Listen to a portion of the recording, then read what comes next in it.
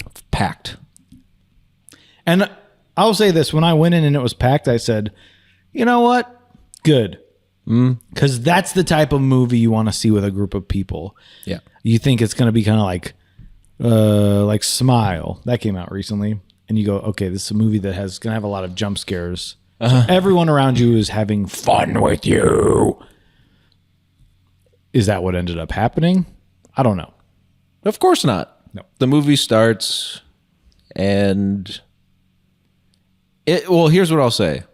It's good. I liked it. Yeah.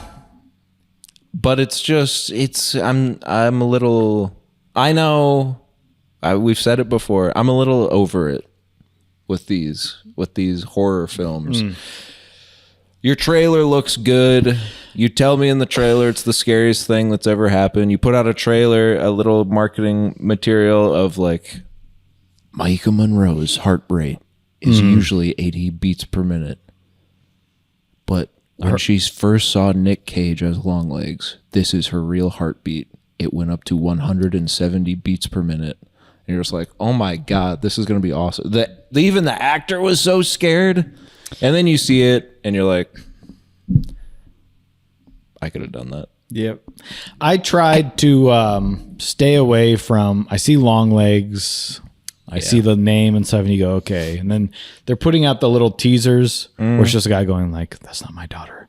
That's not my daughter. And they're like, sir? And he's like, that's not my daughter. That's not my daughter. And then they show like a little girl's legs under a sheet and she's been killed or whatever. And he's like, and it's just like, Longlegs. Yeah. So I was like, okay. So I tried to stay away from longer trailers. Sure. I eventually did see one, and I go, okay, so it's about a serial killer or something.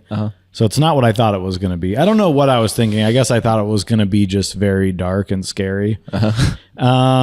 And then I am also hearing scariest movie that's ever come out ever. No one's ever even thought of something this scary. Which, of course, is always false. Yeah. And you know that as a fan of movies and a fan of horror films. They all say that. And I was like, I think I'm getting It Followed here. Yeah. Because, of course, you're going to say that. They're not going to say, this one's pretty scary, too. Or like, this one was all right, but you've probably seen scarier movies, to be honest, but this one will be all right for you. They have to say it scared you. Yeah. I just kind of wish they would. It's kind of the M. Night Shyamalan thing where the marketing doesn't quite match what the product. So then you go in and you're kind of disappointed. If the trailer said like, do you love Zodiac? Do you love Prisoners? Right. Do you love Silence of the Lambs? I have a boring version. Well, this is what I thought. Prisoners is the perfect example of the trailers. What you know is that this guy's daughter is missing. Yeah, and he's gonna do whatever it takes to get her back. And you're like, okay, kind of like he's gonna take the law into his old hands, Logan, and get his daughter back. Yeah. And then what you get is this insane kind of occult story.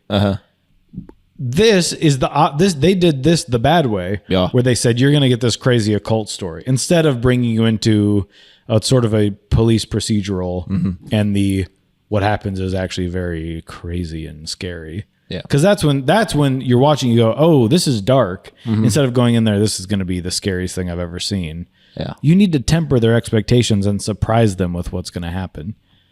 That's the marketing team. I think because they said, hey, can you not tell people Nick Cage is in this? Yeah. They just had to come up with something else. Like, here's what we'll do. We'll have a phone number people can call and whatever. Yeah. I don't know. I think it didn't, I might not have been in the right mood for it. It just didn't strike me. I'm seeing a lot of people with whom I have great reverence. Yeah. Saying that it was great. I just didn't see it, unfortunately. I saw the movie. Sounds like you weren't. No. I saw the movie. I just didn't see that it was great. Were you asleep? No, but my birthday is June 14th. Oh, I hope. Don't spoilers. I did know the man sitting in front of me at the movie. Yes, it's true. This story probably has come out by now. But he turned and looked at me, and I gave him the thumbs up of, yeah, that was fun. I've heard from the person with which I share a house. They said it felt like I was watching two different movies at once, where someone's got an idea of their crazy thing they're gonna do, and then someone else has their idea of their FBI movie. Yeah, which is like, I've seen Silence of the Lambs. I've seen Prisoners. I've seen Zodiac. Yeah. Like you said. So I've seen three of the best movies. I was going to say, but by the way, some of my favorite movies of all time.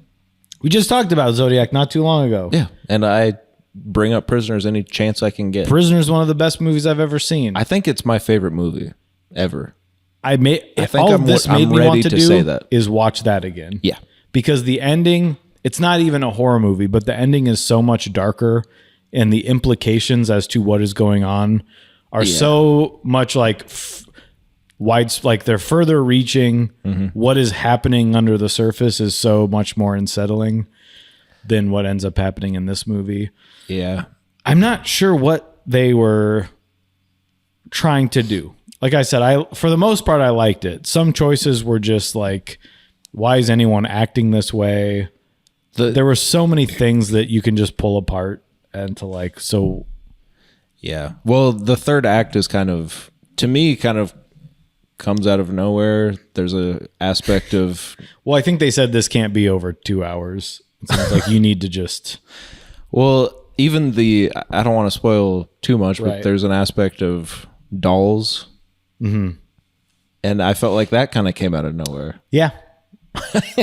And then We should have just done a review episode. probably, because what happens then with the doll is like, okay, fine, but I wasn't really getting that from this world. It doesn't yet. I really don't know. make sense why that is why that's the vehicle with which the rest of the movie takes place within. Yeah.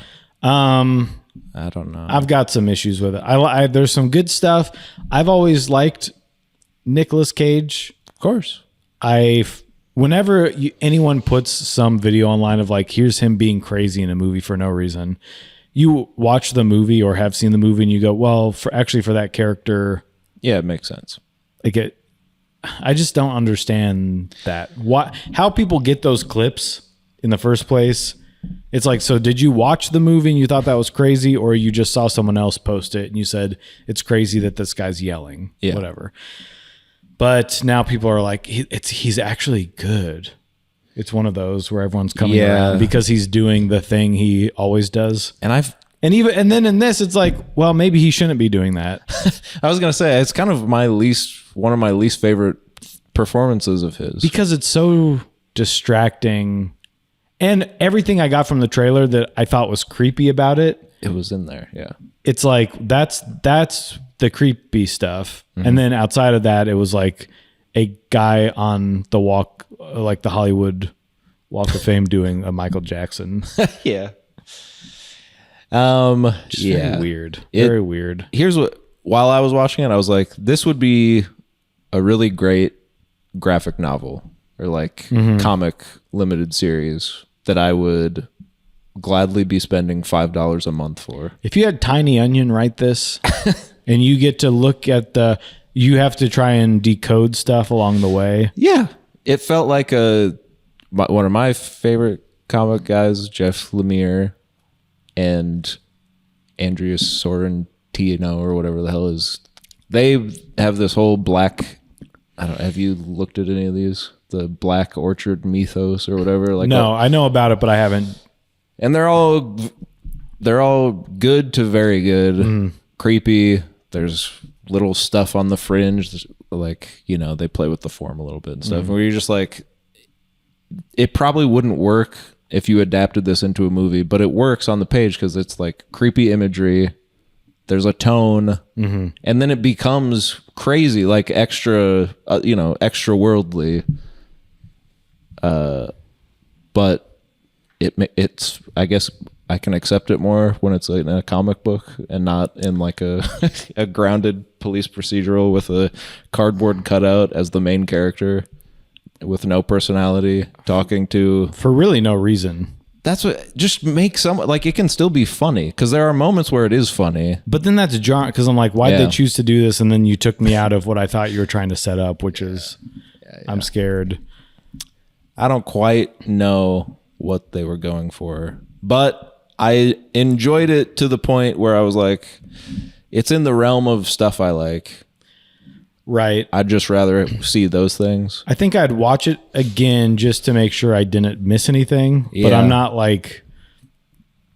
I'm not really going, I got to go watch that again. Yeah. Like at some point I'd probably, like I did the same thing I did with It Follows, where I was like, I thought that was bad. And then like 5 years later I said, let me watch it again with the expectation of, I know what I'm getting myself into. Yeah. And I liked it even less the second time. But there's stuff like The Witch where the first time I watched it, like you were talking about Blackcoat's daughter. The first time I watched it, it wasn't what I was expecting out of a movie. The Witch? The Witch, yeah, because I didn't know what kind of he does, Right. where you're just kind of living in that world. And I was like, I kind of wanted to watch a scary movie. Yeah. Then when I watched it the second time, I loved it because I knew what the style was. Yeah. And I could listen to the dialogue and just sort of be in the kind of creepy story. I think that's what I didn't realize it was the same. Longlegs was the Blackcoat's daughter. Yeah. The same. So if I had realized that before going in, I probably would have had a different expectation. I just thought, oh, maybe this one really is the one that they keep telling. Every year they trot out one of these indie horror movies and say, because you start hearing about, like, there's drips of it coming out since January. yeah, you're like, oh god, this one was that like people were leaving the theater and all this. No, it's boring. No. I did have a family of 3 come in a little late. They stayed about 30 minutes in, or even more, I think, and then they just got up and left. All 3 just stood up, made the people in front of them move, and they never came back. That's crazy. And I don't know. I think it was as they were getting into the interrogation scene. So I'm like, The part we all want to see. yeah. There is there are a few interesting things, not to get into it too much because we should have just done a review episode, but there are some interesting things throughout that I don't want to spoil anything. But one thing I'll say, this was the thing that stuck with me the most. In the police captain's office, he has the photo of the president behind his desk, Bill Clinton. Yes. And Which the person I went with laughed out loud. well, to the point where it is distracting because there are certain shots, and I mean, I believe it's on purpose. He is the police chief, who is a black man, Blair Underwood, who's great. I thought he was the best part of the movie. Yeah.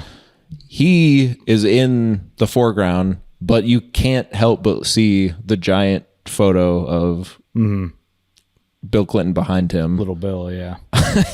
And like his head kind of will move in front of it, but he's always just looming right there. And then there's a flashback at a certain point, and Richard Nixon is on the wall prominently, and then another male figure kind of steps in front of him, but you can almost, it's kind of a similar framing device where the male character has this looming other kind of evil white president authority figure behind him.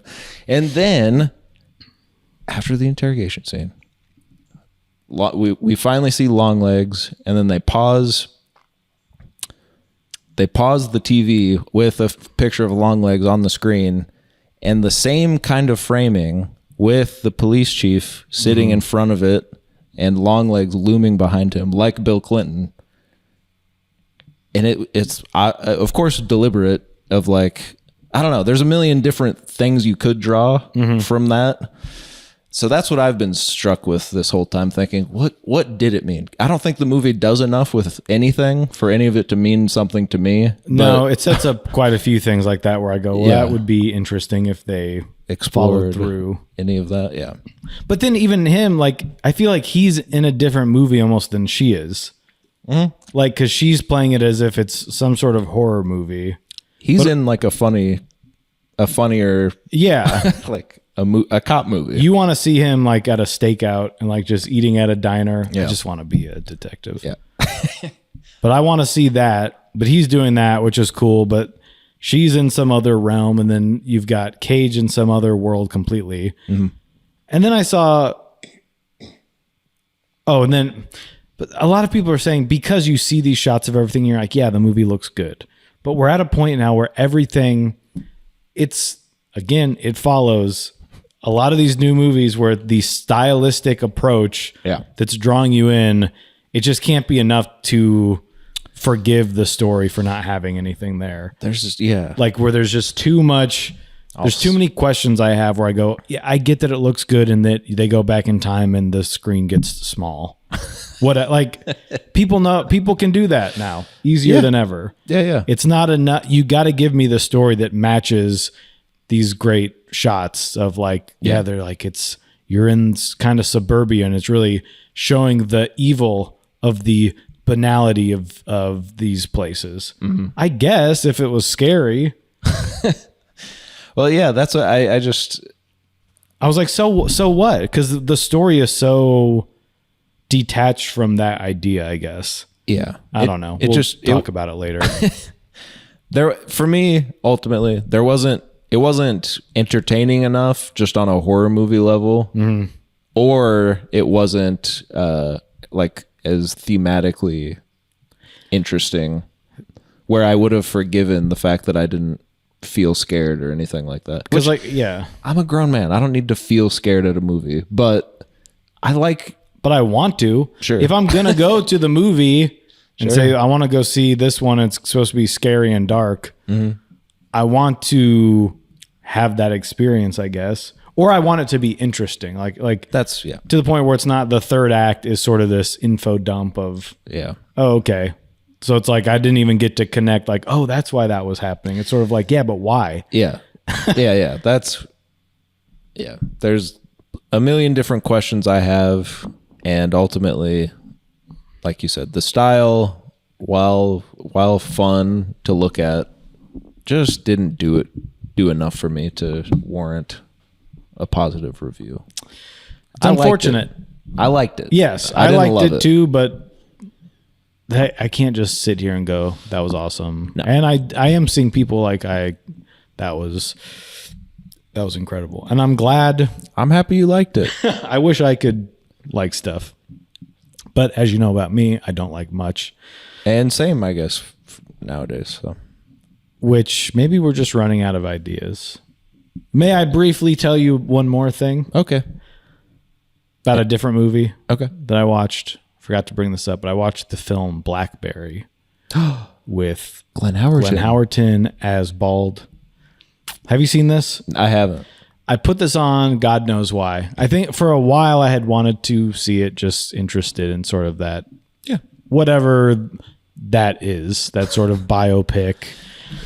And I go, okay, well, none of the Steve Jobs ones have worked out, let's say.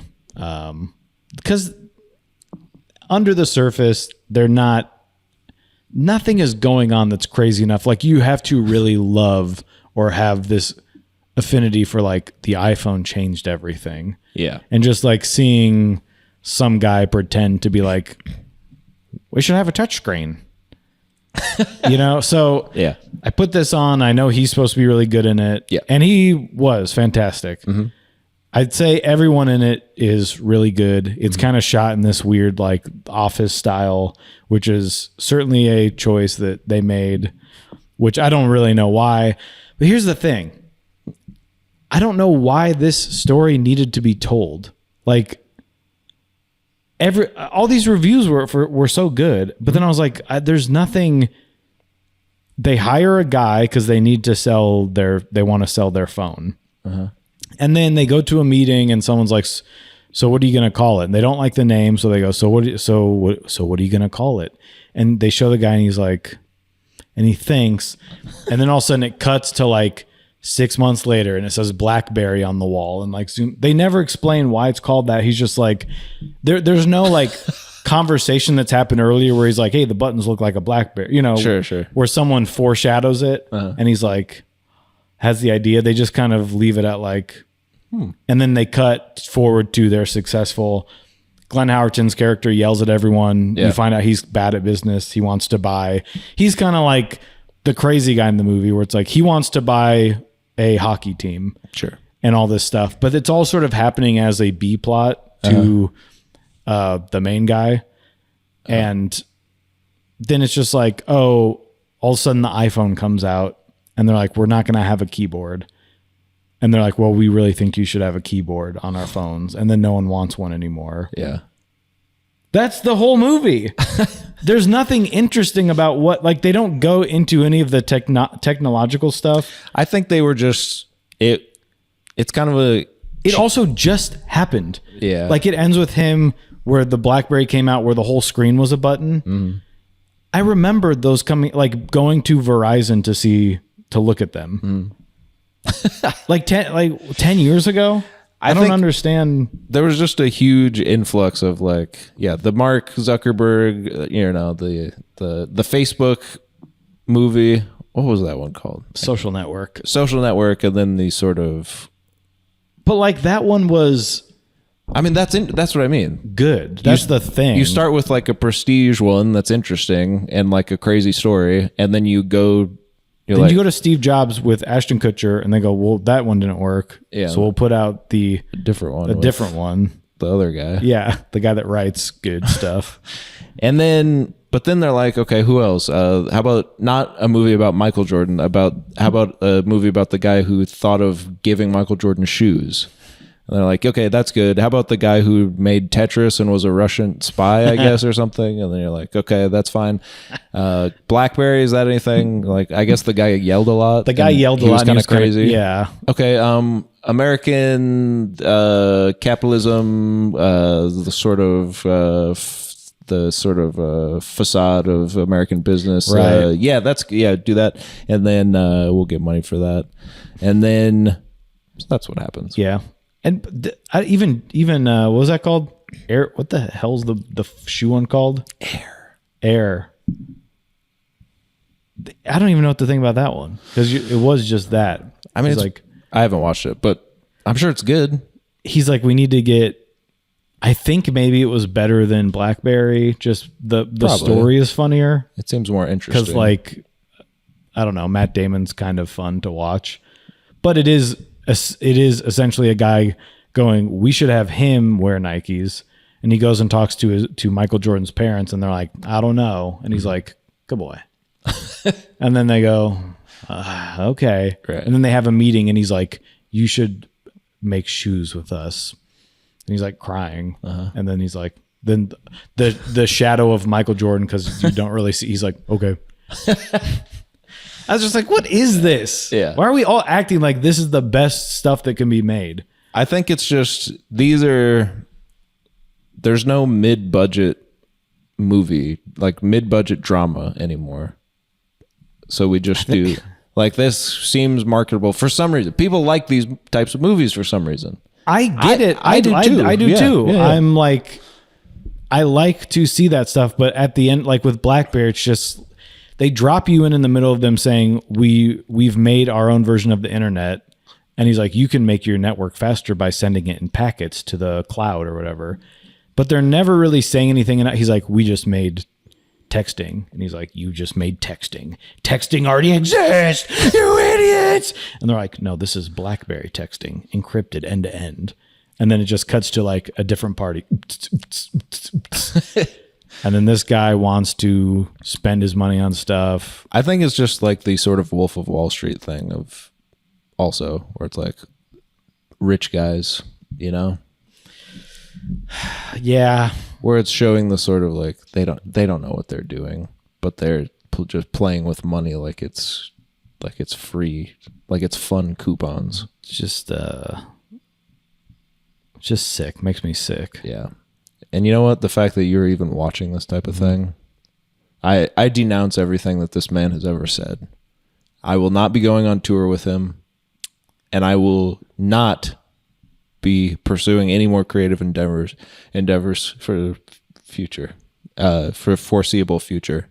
I cannot believe what he just said, and I do not condone it. what I said about Blackberry, the film, and Longlegs, the film, and even going so far as to say that on second thought, I don't think Air was as good as it should have been. I'm constantly saying stuff on air, not like the movie, but as a comedian, I consider myself a comedian, what I do on the show. So a lot of people would say that that's not the case.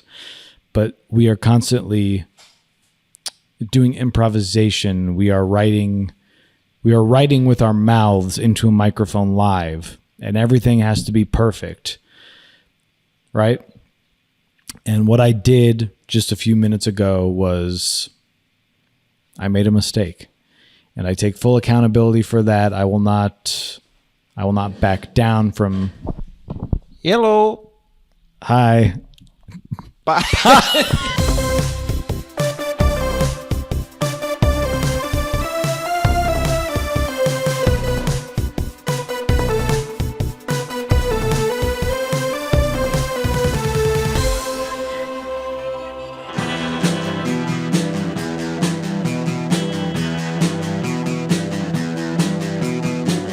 You're listening to the Prescribed Films Podcast Network, home to hundreds of hours of free podcast entertainment.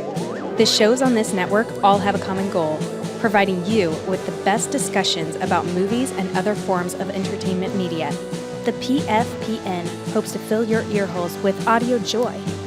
Visit our website with links to all the other amazing shows at www.thepfpn.com. Thanks for listening.